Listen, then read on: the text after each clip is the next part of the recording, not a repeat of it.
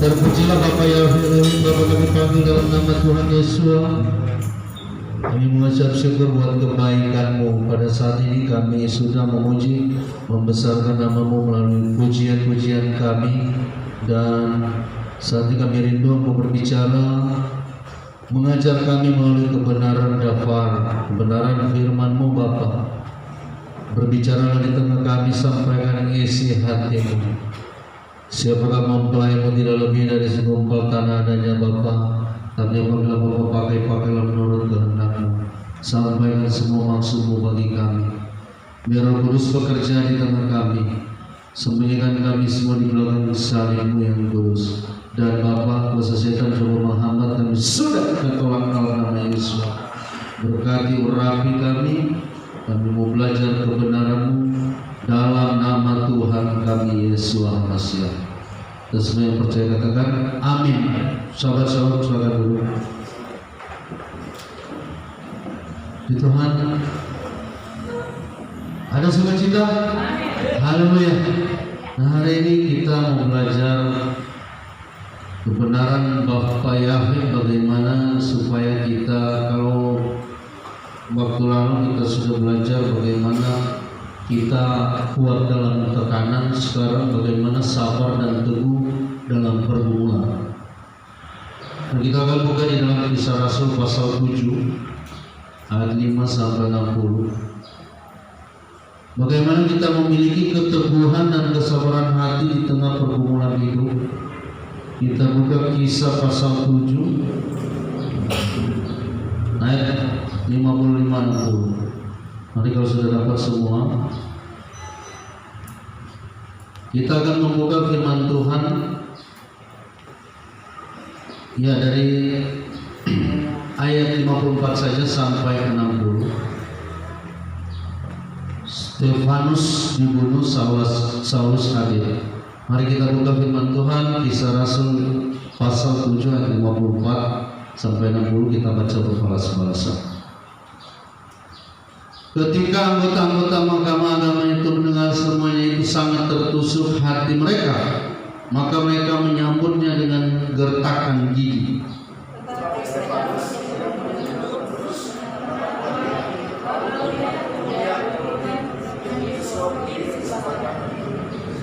Lalu katanya, sungguh aku melihat langit terbuka dan anak manusia berdiri di sebelah kanan Elohim.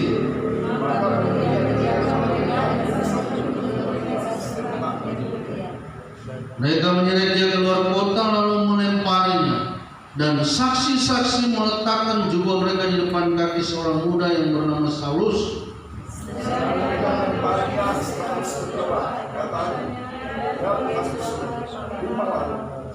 Sama-sama sambil berlutut ia berseru dengan suara nyaring, Yahweh, janganlah tanggungkan dosa ini kepada mereka. Dan dengan perkataan itu meninggallah dia. Katakan amin. Dipersilakan dulu. Puji Tuhan, ada kebenaran dafar yang Tuhan bukakan kepada kami sampai tadi malam saya terus pelajari.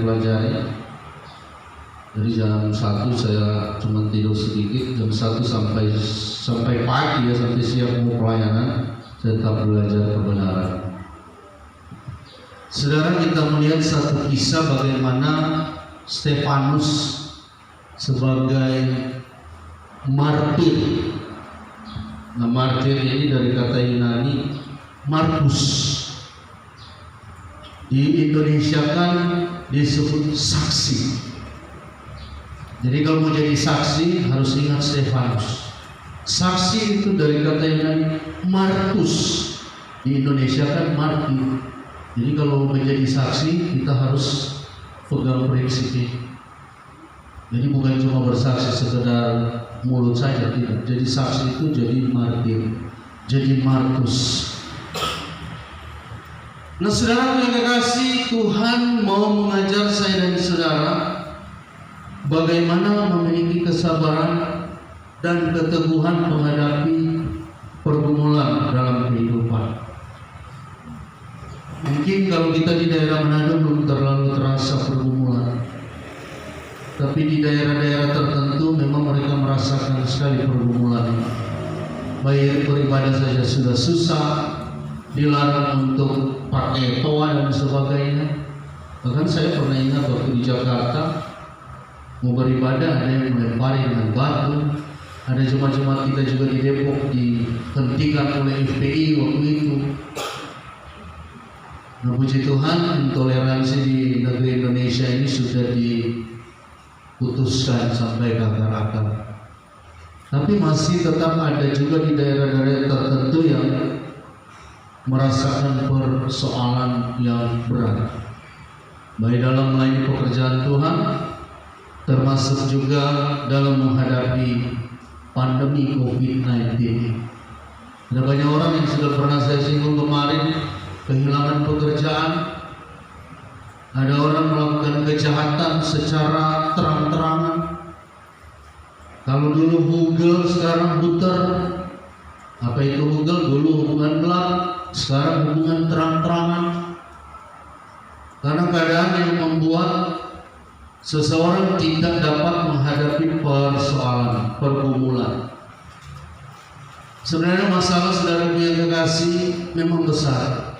Tapi kita percaya kita ini memiliki kuasa yang besar untuk mengalahkan masalah.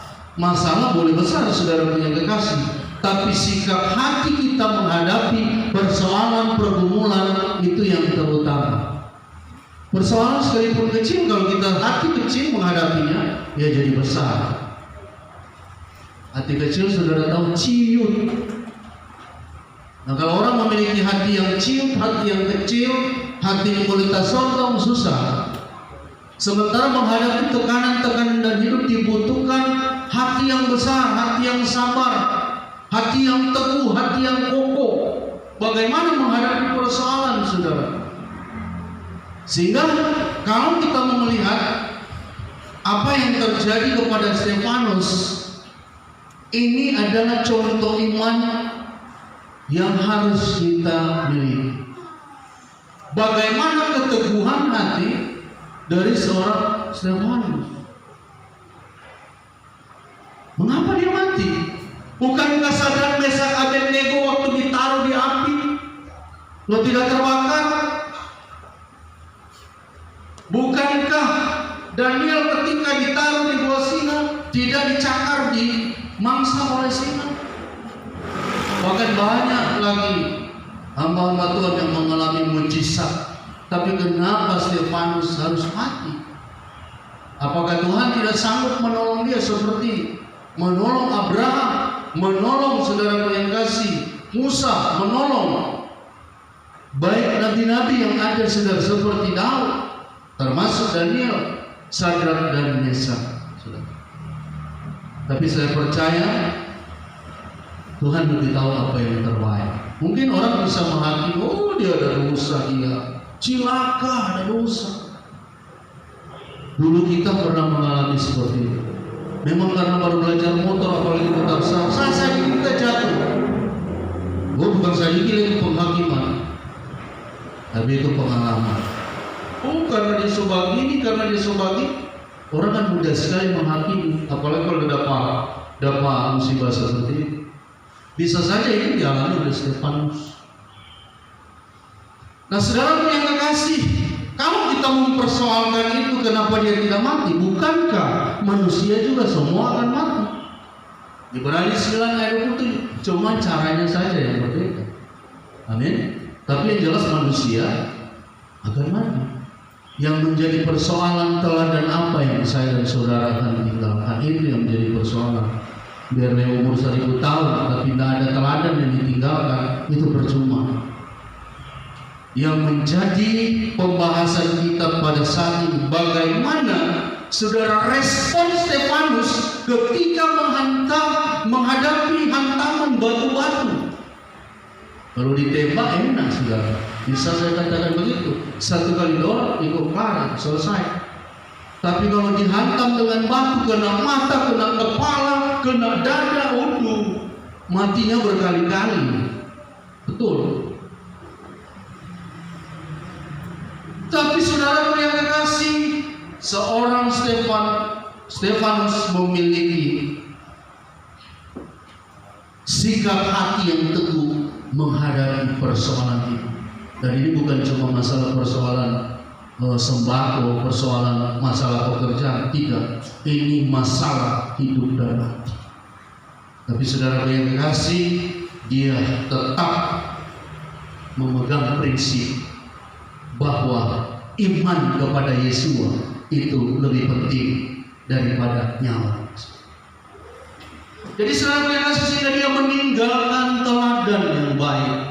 Nah, dari pembacaan kita saudara, bagaimana supaya kita sabar dan teguh menghadapi pergumulan, persoalan di dalam kehidupan kita saudara. Setidaknya kalau dalam pembacaan ini ada beberapa hal yang akan kita pelajari. Saudara yang kekasih, bagaimana seorang Stefanus menghadapi pergumulan hidup. Mungkin kita tidak menghadapi pergumulan sama seperti Stefanus, akan dirajam dengan batu. Ancaman mungkin pernah, tapi tidak seperti yang dialami Stefanus.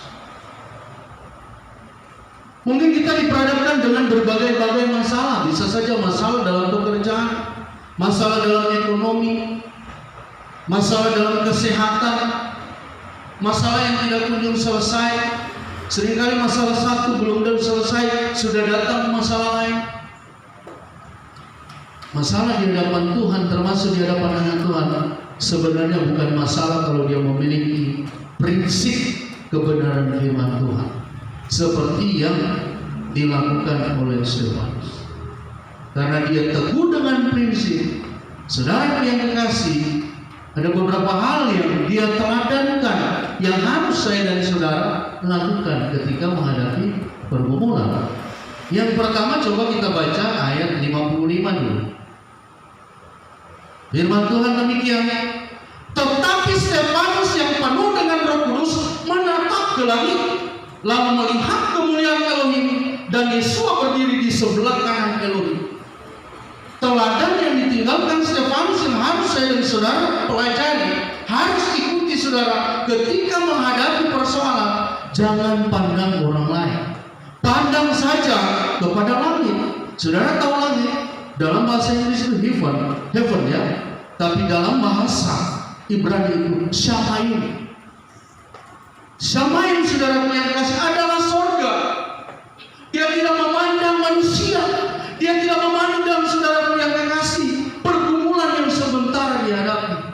Ketika dirajam dengan batu, dia tidak lihat orang di sekelilingnya, tapi dia lihat kepada langit saudara. Karena kalau kita mulia manusia, termasuk biar kakak adik saudara. Ada kasus kakak adik nggak baku tolong. Pokoknya kan adik kalau ada masalah bilang ke kita ya. Sering kan bagi itu. Oke, dia sudah punya kesempatan. Oh, pokoknya kita kalau ada masalah. Kebetulan itu kakak kaya sekali, banyak sekali penuh. Dia pesan kepada pokoknya nanya kalau ada masalah bilang ke kita. Memang waktu saat itu adiknya belum ada masalah. Beberapa tahun dia dapat masalah berat pun dia kata, bilang pada PKK, Kak kita kesini masalah, apa kita butuh sekali. Aduh, berdoa. Bukannya kakak bilang kan kalau ada masalah, iya ada masalah bilang, tapi kan kita tak bilang mau bantu. Betul nggak? Kebanyakan di lapangan seperti bilang juga kita. Maka kalau bilang mau bantu belum tentu. Biar satu kakak adik. Mudah-mudahan kakak adik kita biarkan tidak seperti itu. Makanya Stefanus tidak melihat mulia keluarga, mulia juga mempelai, mulia orang-orang yang mungkin prihatin dengan keadaannya ya, so percuma. Batu sama layak. Batu itulah persoalan-persoalan yang berat yang saya dan saudara hadapi. Bisa saja fitnahan, bisa saja tekanan. Tapi saudara yang kekasih, belajar menatap ke atas. Amin. Jangan menatap manusia. Tetapi Stefanus yang penuh dengan Roh Kudus menatap ke Shamayim, menatap ke surga. Dan ketika dia menatap ke surga, dia melihat kemuliaan Tuhan. Dahsyat saudara. Sehingga hantaman pergumulan, hantaman batu yang mematikan, sudah juga cuma satu batu, ini ratusan batu. Kalau ditembak satu kali, dorak itu hancur. Tapi kalau dipukul dengan batu, tinggal 100 batu dan datang belum mati. Apalagi kalau dia darah kuat. Jadi dia mati perlahan-lahan. Tapi karena sikapnya menghadapi masalah, dia tidak pandang kepada orang lain, dia tidak pandang mungkin kepada orang dekatnya, dia menatap ke langit, dia menatap ke samain saudara. Maka saudara yang terkasih, dia melihat kemuliaan Tuhan. Seringkali kita mau melihat manusia, seringkali kita mau meminta pertolongan kepada manusia. Manusia bisa menolong Anda 1, 2, 3 bahkan 10 kali, tapi berkali-kali belum tentu. Karena itulah keberadaan manusia, siapapun dia, saudara. Maka hari ini Tuhan mengajar saya dan saudara bagaimana sabar dan teguh menghadapi persoalan. Banyak menghadap kepada Bapa, banyak melihat ke atas. Amin. Banyak saudara yang kekasih melihat ke surga, melihat kepada perkara-perkara surga. Sehingga saudara Anda tidak akan dilemahkan, atau saudara kasih kita tidak akan dijatuhkan oleh pergumulan ini. Banyak melihat ke langit saudara kasih. Coba baca dulu 1 Petrus 5 ayat 10. Ayo dibacakan.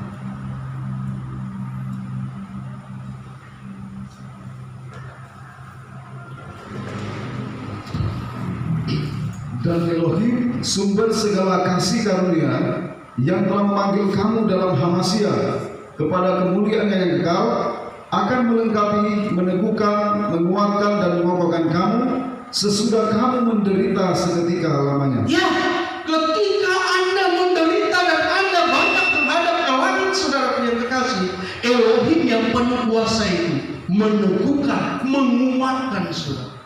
Ada kekuatan besar ketika kita banyak menghadap Tuhan.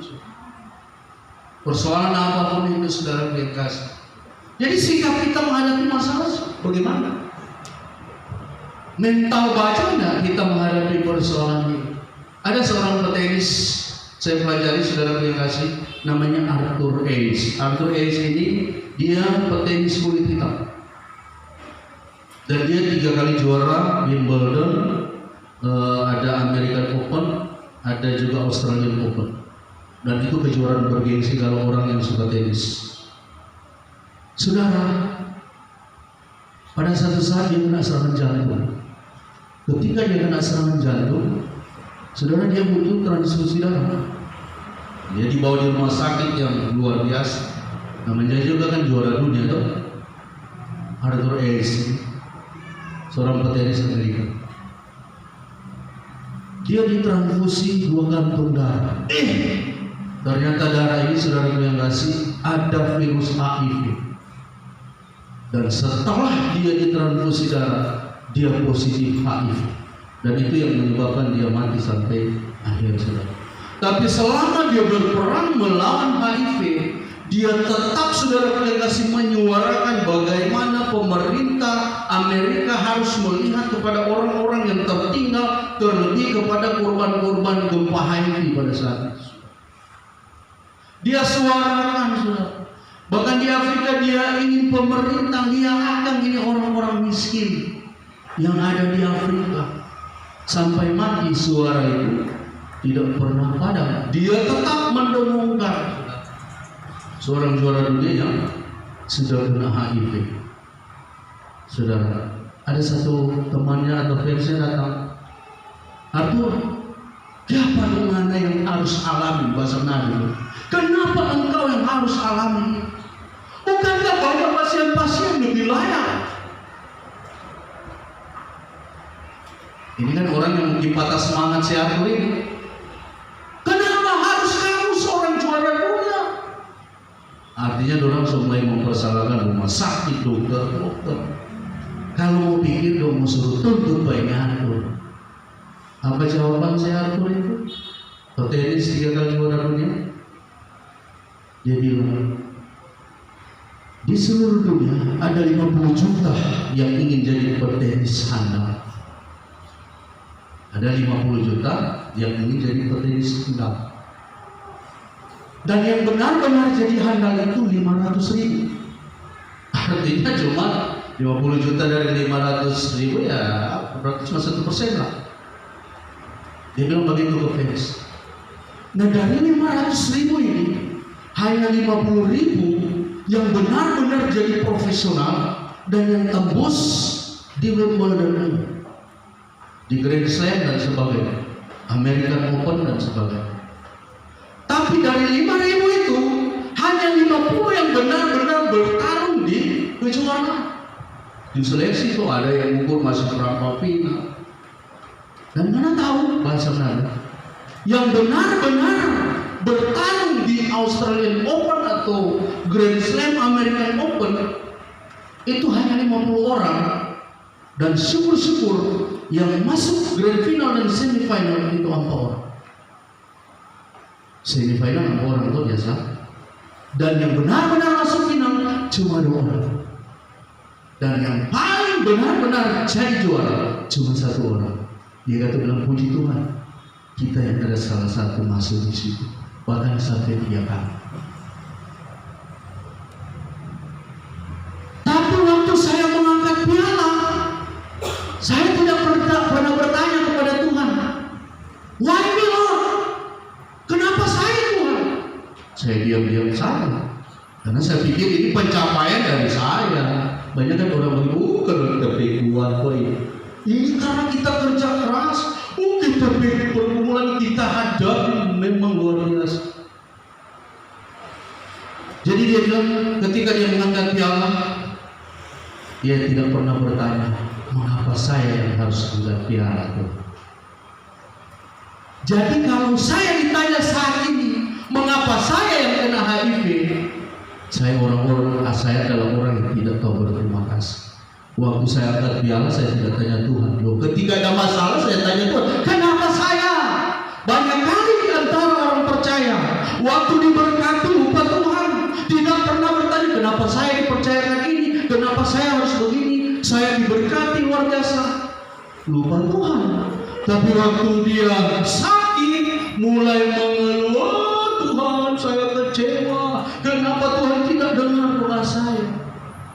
Tapi si Arthur Ashe ini mengatakan tidak adil bagi saya untuk bertanya kenapa saya harus kena HIV. Seharusnya kalau saya bertanya sudah dari awal. Amin. Itu sikap saudara. Dan memang jarang orang punya sikap seperti itu. Makanya Tuhan percayakan dia yang mampu. Belum tentu kita mampu saudara yang kekasih. Tidak ada salah. Ini kan Arthur Ashe tidak ada salah. Lo mau diinjek dengan HIV, tidak ada kesalahan. Kalau boleh dia mengatakan Tuhan kita tidak ada salah, itu juga haknya. Tapi ternyata dia memiliki sikap yang sama dengan Stefanus. Adakah kita memiliki sikap yang sama seperti orang-orang ini? Jadi kita banyaklah saudara menatap langit. Banyak saudara yang dikasih melihat ke atas supaya jangan sampai salah menghadapi pergumulan. Nah, orang-orang yang teguh hati, orang-orang yang saudara yang kasih seperti Arthur Ashe ini saudara, memang sudah langka saat ini. Kebanyakan ketika menghadapi persoalan menyalahkan Tuhan. Tapi saya percaya pelajaran ini supaya ketika saya dan saudara menghadapi persoalan, jangan pernah mempersalahkan Bapa yang Haleluya. Haleluya.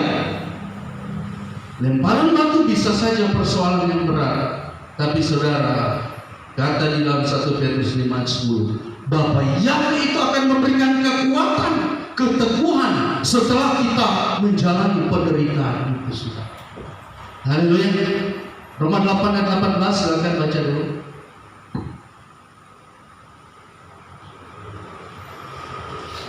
Roma 8 ayat 18. Sebab aku yakin bahwa penderitaan zaman sekarang ini tidak dapat dibandingkan dengan kemuliaan yang akan dinyatakan kepada kita. Katakan amin. Saudara, Paulus mengatakan sebab aku yakin penderitaan ringan sekarang ini tidak sebanding dengan kemuliaan yang akan kita. Orang yang memiliki sikap yang benar menghadapi persoalan, ada keteguhan hati, ada kesabaran dalam menghadapi persoalan, sekalipun harus mempertaruhkan nyawa saudara, Dia katakan ini penderitaan ringan. Ada kemuliaan yang besar yang sementara menanti.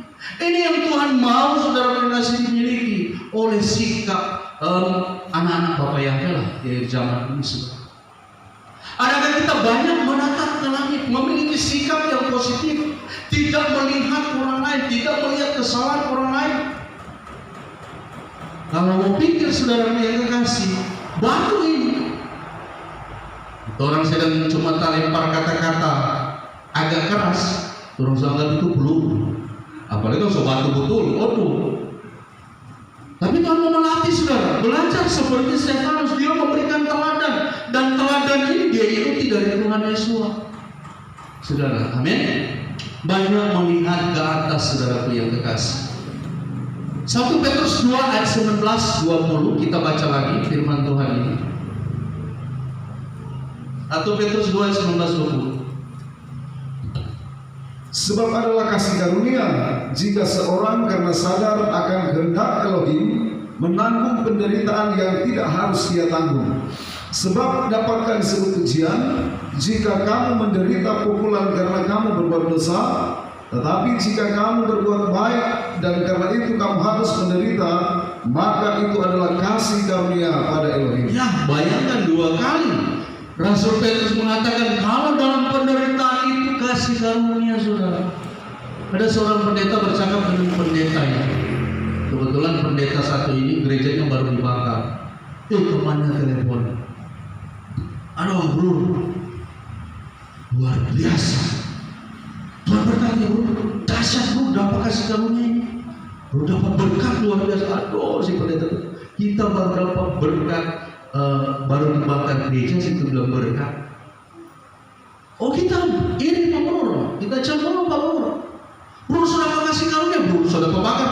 Kita lagi tunggu-tunggu. Artinya kita belum dapat kasih karunia kalau gerejanya belum dibakar. Oh hebat juga mental daripada pendeta ini. Sampai si pendeta bilang, oh tunggu di situ ke bagian. Jadi dia kata dia cemburu Pak Bro, belum dapat kasih karunia. Tapi ini memang ada orang-orang yang militan seperti itu. Jadi persoalan malah dianggap itu kasih karunia, dan memang ajaran firman Tuhan. Persoalan pergumulan adalah kasih karunia. Filipi 1 ayat 29. Kamu bukan saja dikaruniakan berkat atau saudara yang kasih hal-hal yang baik saja, tapi penderitaan itu juga adalah kasih karunia. Paulus mengatakan justru dalam kelemahan kita mengalami kasih karunia. Kekuatan Bapa Yahweh itu semakin nyata. Jadi hal yang pertama saudara yang kekasih, belajarlah kita menatap ke langit. Kesabaran keteguhan hati banyak menatap ke surga. Banyak menghadap Tuhan. Amin. Cuma itu orang kekuatan. Dunia boleh bergemuruh saudara. Dunia boleh dalam ketidakpastian, saudara, tapi Tuhan mau ajar kita pagi hari banyak menghadap Tuhan, banyak menatap ke langit. Menatap ke langit bisa Anda pujian penyembahan. Menatap ke langit saudara bisa Anda belajar firman Tuhan, beribadah, berkumpul. Itu artinya menghadap kepada perkara-perkara di atas, seperti khotbah 2 Sabatanus. Jadi yang pertama, sikap yang benar dan teladan yang ditinggalkan oleh Stefanus adalah ketika dia dirajam batu, ketika dia menghadapi persoalan antara hidup dan mati, dia melihat kepada Bapa Yahweh, dan betul apa yang dia lihat diperlihatkan kepada dia. Haleluya.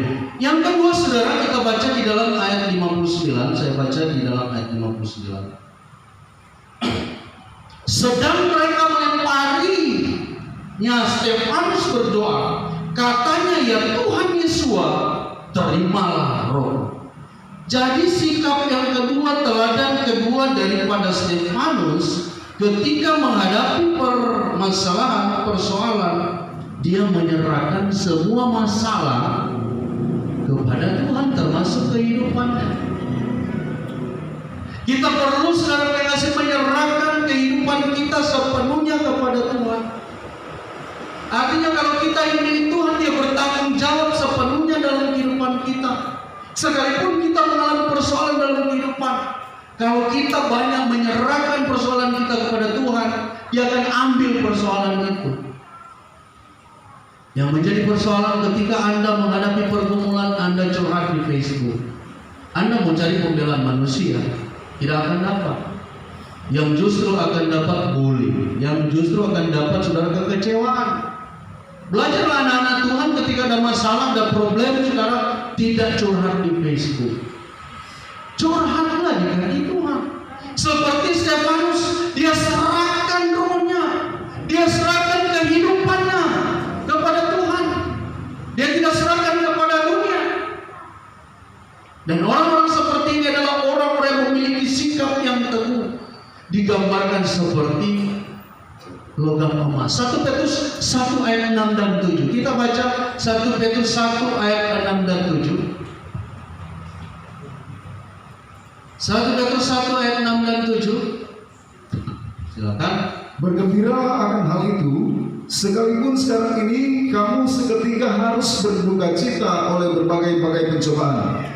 Maksud semuanya itu ialah untuk membuktikan kemurnian imanmu yang jauh lebih tinggi nilainya daripada emas yang fana, yang diuji kemurniannya dengan api, sehingga kamu memperoleh puji-pujian dan kemuliaan dan kehormatan pada hari Yesus HaMasyiah menyatakan diri. Ya, orang yang teguh itu dihasilkan dari pembakaran.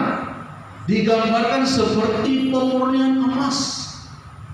Jadi iman yang teguh, iman yang kuat, iman yang sabar menghadapi persoalan adalah iman yang diuji dengan api, saudara. Stefanus menghadapi api yang besar, tapi dia menyerahkan kepada Tuhan, saudara. Kalau berbicara tentang logam mulia, emas, itu saudara, emas sebenarnya lentur juga. Kalau 24 karat, apalagi kalau bikin cincin, saudara, itu dia tidak terlalu kuat.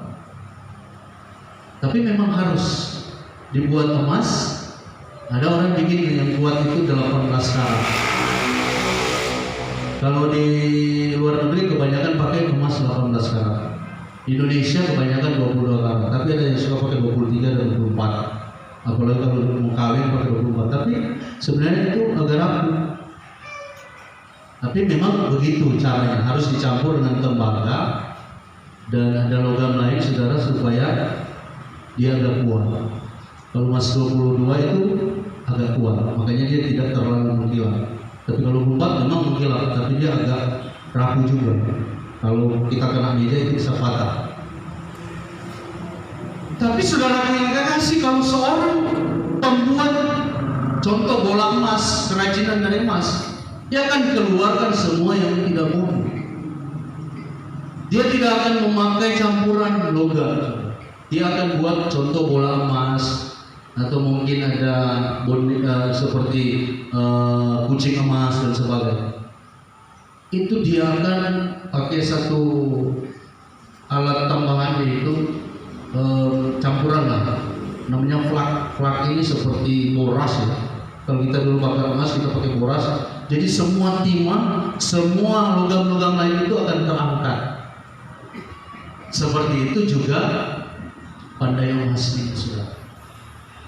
Dan apa yang dapat memisahkan campuran logam itu dengan emas murni? Api. Dan api itu harus di titik didih 2000 Fahrenheit. Kalau 100 derajat itu 200 Fahrenheit. Kalau bicara tentang panas itu diukur dari bukan cuma derajat Celcius tapi dari Fahrenheit. 100 derajat itu 200 Fahrenheit. Titik didih. Jadi kalau air cuma 200 Fahrenheit, tapi coba aja colok ke tangan, donat kupas. Nah kalau emas harus dibutuhkan api yang besar 2000 Fahrenheit atau sekitar 1065 derajat. Untuk apa? Mengeluarkan yang bukan emas. Nah ketika kita menghadapi persoalan, bisa saja itu cara Tuhan memurnikan kita. Amin. Dan seorang kalau diberkati belum ada pergumulan, berjalan berupa di atas Amin. Waktu orang kelar sidang skripsi 2007, pembelajaran di udara ini. Ini apa di udara? Dan itu terus sama berasa begitu, bukan sombong, pengalaman. Pembelajaran. Rupanya terus rasa ini sudah satu tingkat ini. Kalau tadi kan bawa waktu kuliah sudah tentang STH pakai kasana copyright C, tahu C bungkus di bulan tadi itu apa itu kandidat. Kelar sidang skripsi belum disu, sumpah lain di mana? Banyak orang seperti itu. Rupa sumpah jangan di atas. Artinya merasa sudah naik satu tingkat, padahal di situ awal mulanya kita mau berjuang sudah. Saya lulus itu tahun 2007. Artinya berapa 15 tahun lalu. S1 di kampus Jakarta di Lawang kita di wisuda. Tapi waktu kelar yudisium sampai tamat lagi serba beda majalah kan. Betul, kita harus akui. Dan banyak orang seperti itu.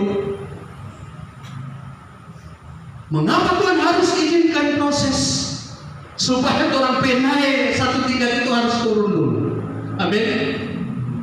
Kalau orang sudah direndahkan, tidak ada yang dapat merendahkan lagi. Tapi kalau masih bapak naik itu, Tuhan akan proses dengan api.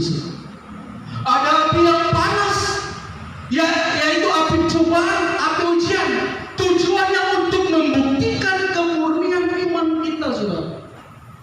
Jadi ketika kita menghadapi persoalan, jangan pernah menyalahkan Tuhan, jangan pernah kecewa dengan Tuhan. Serahkan saja permasalahan kita kepada Tuhan. Banyak orang kecewa dengan Tuhan, padahal Tuhan mau supaya logam-logam lain, artinya hal-hal dunia yang masih melekat dengan kita itu diangkat dengan api ujian.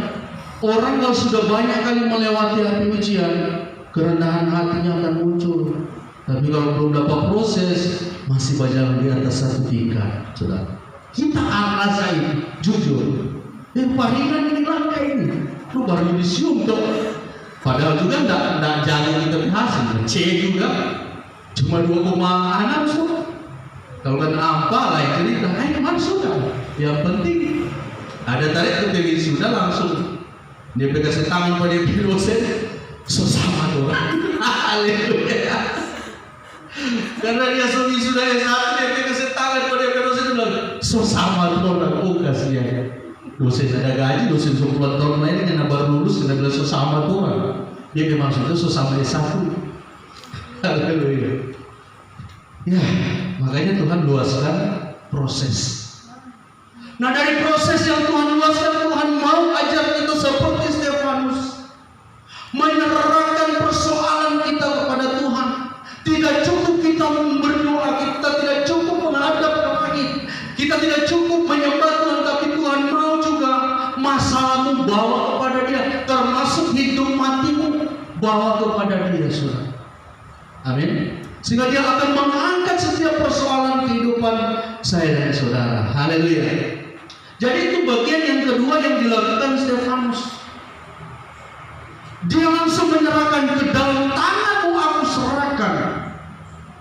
Rohmu ini sama dengan yang dilakukan Tuhan Yesus. Teladan ini yang Tuhan mau di gereja akhir zaman. Banyak menyerahkan persoalan hidup kepada Tuhan. Seringkali saudara kasih kita tidak mau serahkan kepada Tuhan. Seringkali kita berpikir, aduh, kalau stokot cuma masalah ini Tuhan boleh mau lepas. Dan kita punya pengalaman, lalu Tuhan lepas kalau cuma ini. Mari ini ngomong Tuhan.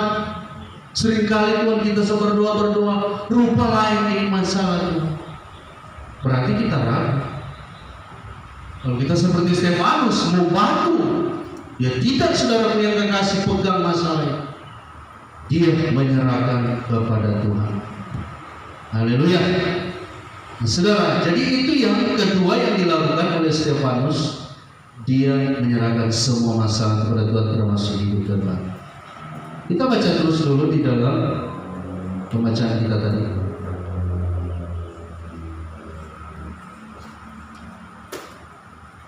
Ayat 60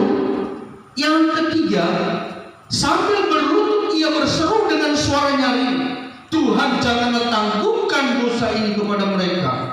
Dan dengan perkataan itu meninggallah dia. Sikap atau teladan yang ketiga yang dilakukan oleh Stefanus, saudara yang kekasih, dia mengampuni.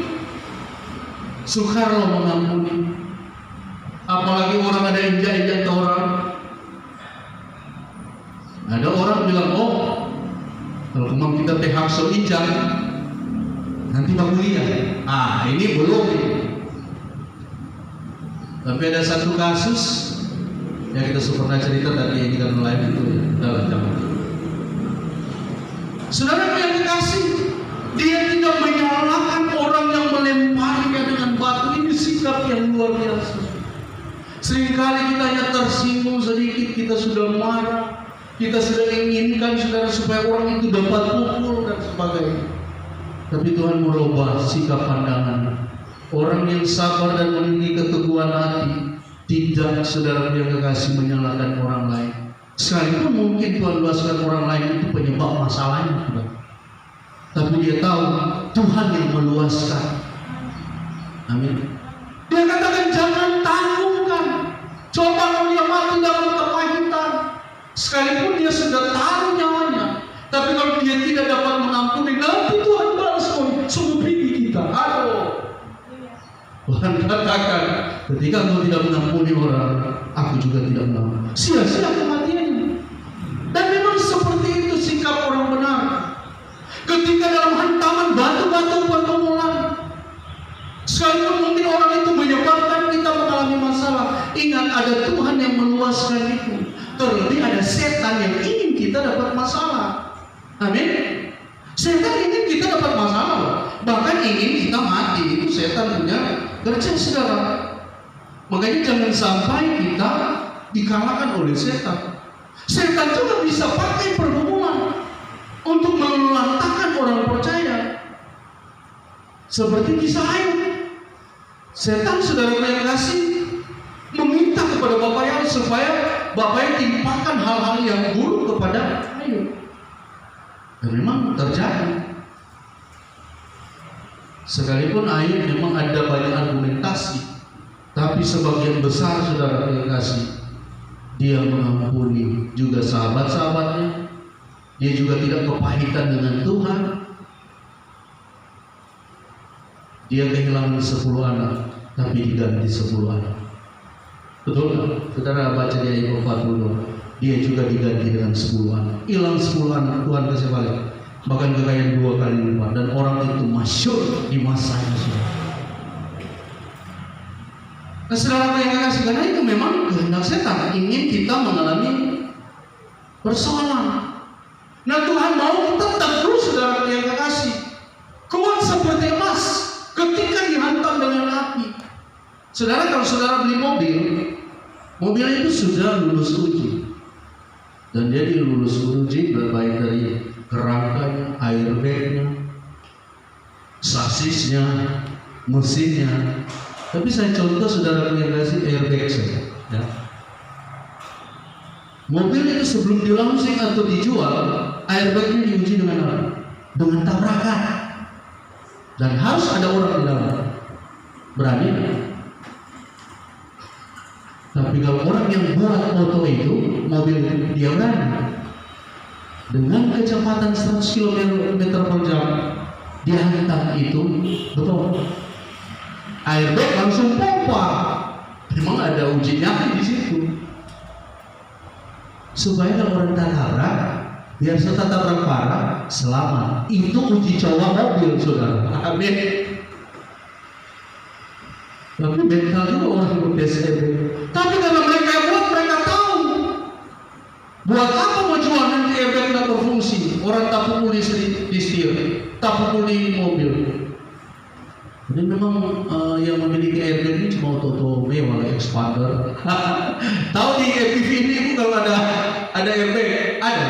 Nggak suka. Tapi kalau ini FPV kayaknya ada, karena itu sejelas. Cuma auto tertentu. Makanya dia mahal, itu 100-200 juta, 300 juta. Tapi kalau masih Sigra ke bawah belum ada airbag. Atau di Lexia mungkin ada. Tapi apa? Mereka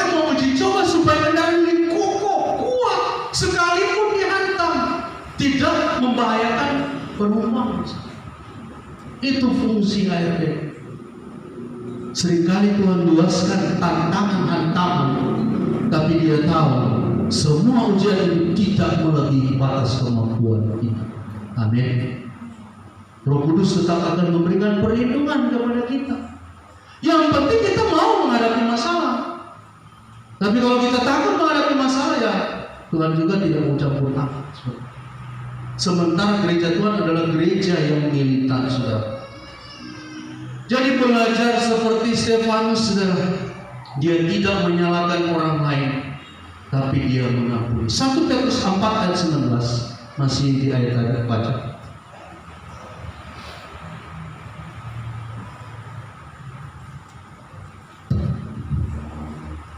Karena itu baiklah juga mereka yang harus menderita karena kehendak Elohim menyerahkan jiwanya dengan selalu berbuat baik kepada pencipta yang setia.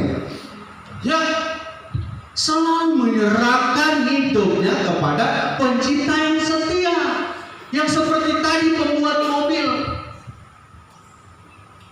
Saudara yang kasih, ketika kita mengalami penderitaan, pergumulan, Tuhan mau serahkan, saudara, kepada pencipta kita yang setia.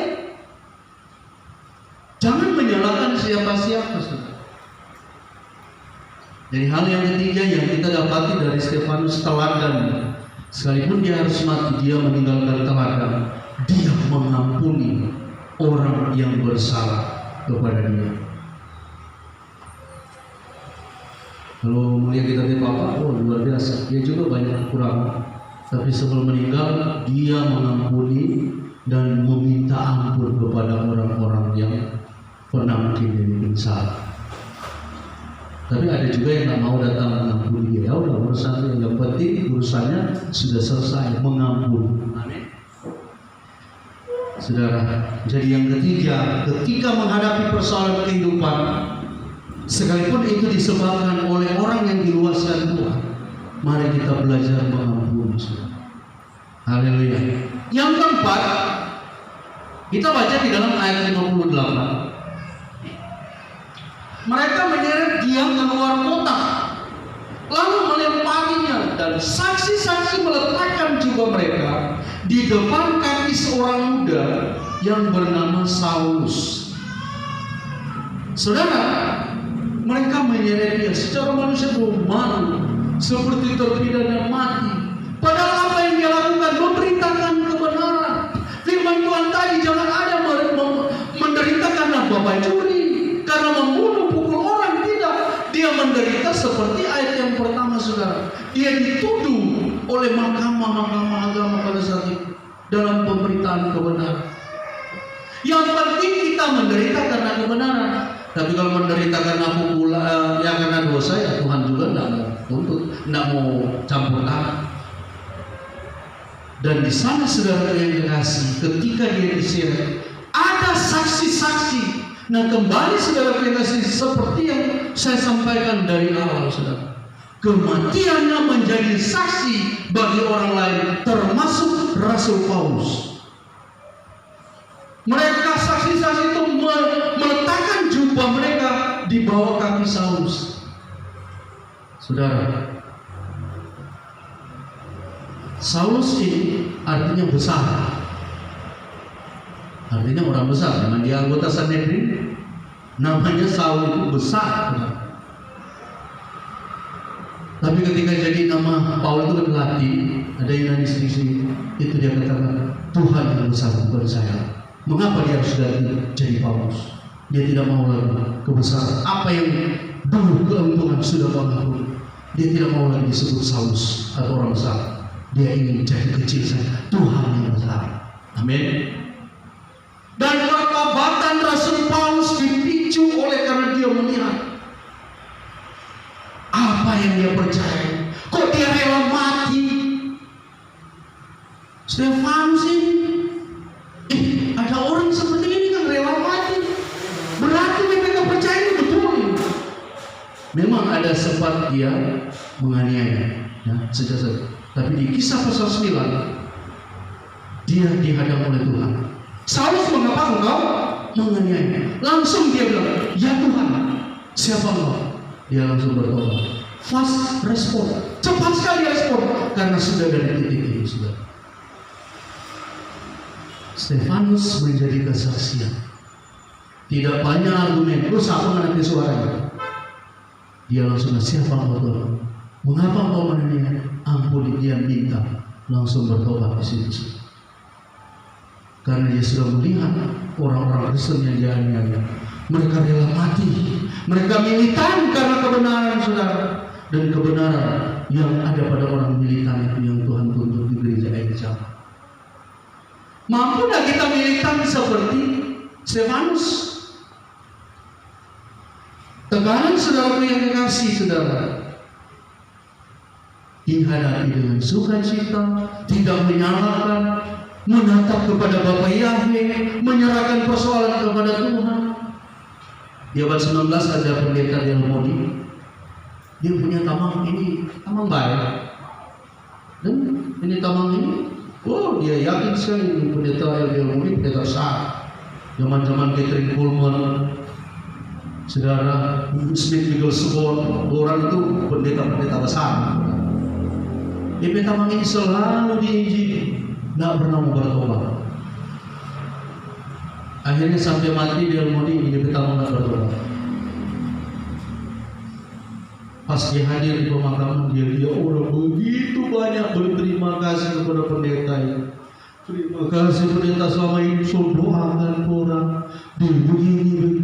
Orang-orang yang tidak pernah mengenal D.L. Moody, hanya mungkin dari radio, datang dari 4 penjuru bumi, hadir di pemakaman karena kekaguman akan pengajaran dan kuasa kesembuhan yang mereka alami. Bertanya si temannya ini dalam hati, pemain orang saja tidak kenal, datang kita hari-hari dia satu pimpin dia bertobat. Tuhan ampuni, kita bertobat di muka kubur. Haleluya. Kematian Del Modi tetap menjadi kesaksian. Bukan lagi Del Modi yang dia khotbah. Mungkin dia so pasti dengar Del Modi ke suara.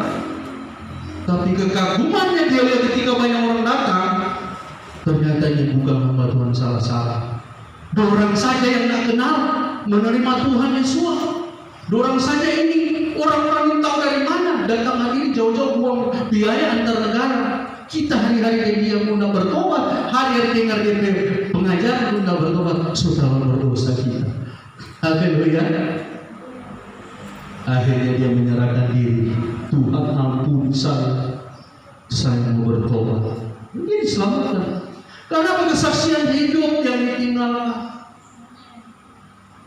Haleluya. Jadi Tuhan mau saudara yang kasih, mari saudara belajar bersabar, belajar terus.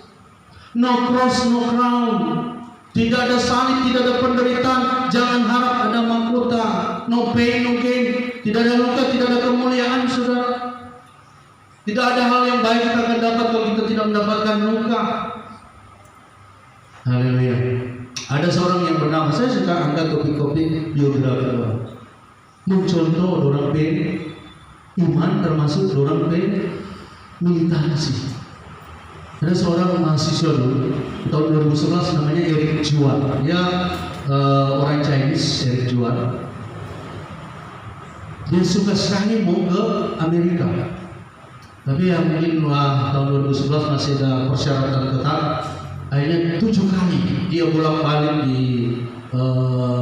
embasi atau di kedutaan dan sebagainya. Akhirnya dia diterima untuk pergi ke Amerika. Saudara, betapa dia senang. Pertama kita lihat militansinya 7 kali bolak-balik, dia diterima langsung bisa ke Amerika. Setelah dia di Amerika, saudara, dia bekerja di satu perusahaan. Nah, satu perusahaan ini bergerak di software komputer, perangkat lunak, aplikasi lah ya. Waktu itu tahun 2011, ini sudah 2021, artinya 20 tahun lalu, 10 tahun lalu. Dia menawarkan satu aplikasi karena dia mahasiswa, dia pintar. Dia menemukan saudara aplikasi Zoom. Dia tawarkan ke perusahaan, minta tawaran ada aplikasi ini. Karena memang dia pengalaman waktu itu dia pacaran dengan calon istri waktu itu. Dia sesaji itu mesti naik kereta 10 jam ke kota satu, pulang juga 10 jam. Ya puji Tuhan kalau kata dia cuma 1 minggu 1 kali. Kalau dia coba ke 1 minggu 2-3 kali, habis jalan bebek hidup. Cinta tuh naik kereta. Pernah naik kereta berjalan? Saya pernah. Jakarta Lawang itu 22 jam ekonomi. Sampai berontak lelah kalau ada tempat tidur dia cuma duduk. Lihat ke sana. Sampai tertambang satu gara-gara sobingo solala. Ada kemana ini? Kereta dapat ini dong. Orang harus tertawa ini. Kereta dari arah jalan ke sana, dia sudah tahu orang mana dulu. Seorang mana? Ke sana. Oh, bagaimana saking lelah. Akhirnya dia buat aplikasi Zoom, saudara. Dia tawarkan di perusahaan yang bekerja, mereka tidak terima.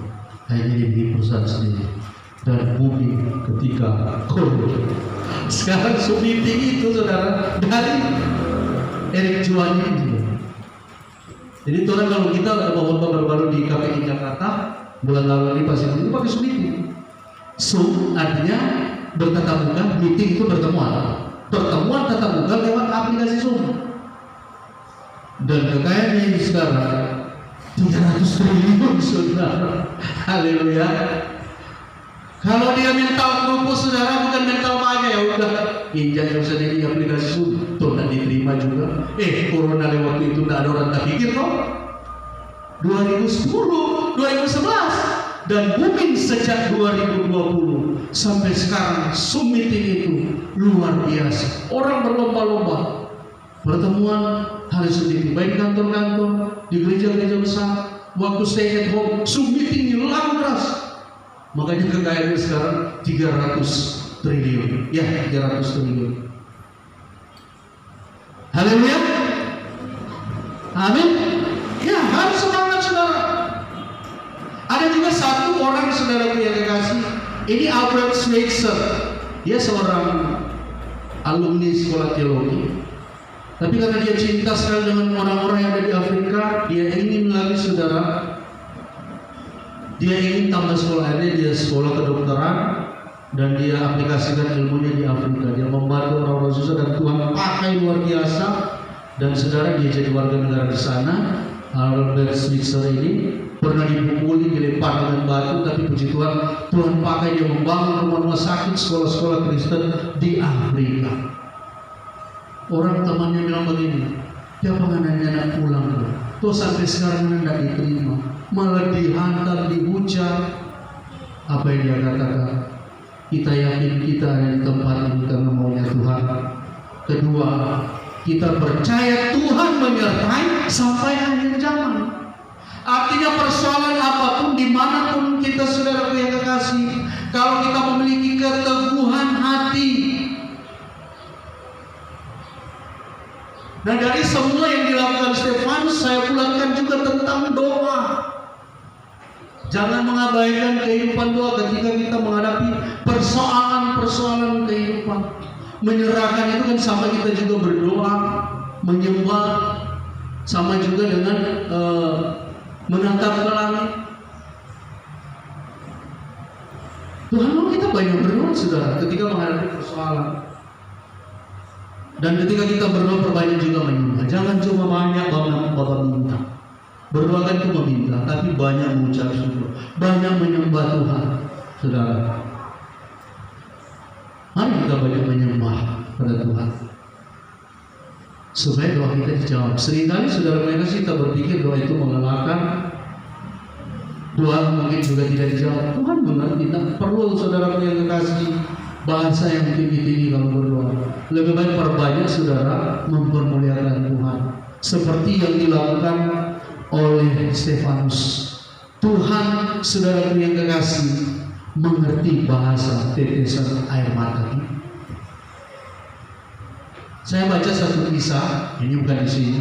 Ada ini Po Acong orang Chinese. Dia punya toko kelontong kecil. Dan setiap hari ketika dia mau di toko kelontong kecil ini, dia lewat satu gereja kecil. Dia tidak masuk, karena imannya juga masih di bawah, dan dia juga tidak tahu berdoa. Tiap hari dia cuma menunduk 1-2 menit di muka gereja, pergi beribadah rokok. Pulang lewat lagi ke gereja, dia hormat lagi gereja itu, cuma lagi 1-2 menit. Begitu dia lakukan bertahun-tahun.